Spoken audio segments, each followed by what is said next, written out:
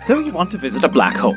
You've packed your bags, you've updated your passport, and you're basically ready to jump on a spaceship and blast off. However, before you do that, I have just one piece of advice.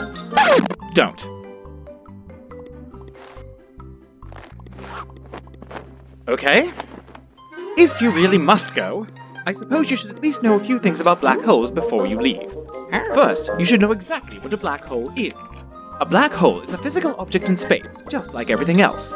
It's made up of a tiny but massive point where gravity and density are infinite, a line beyond which everything, including light, can only fall into that tiny point, and sometimes some glowing stuff orbiting around it, and maybe some radiation.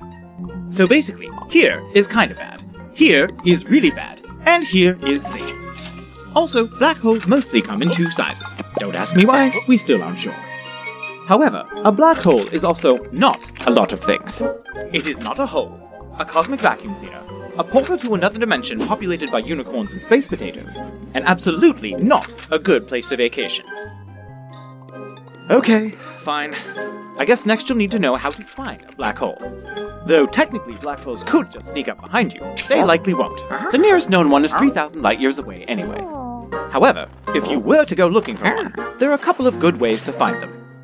First, black holes tend to mess with their environment, so you can sometimes use interesting clues, such as a bunch of stuff orbiting what appears to be nothing.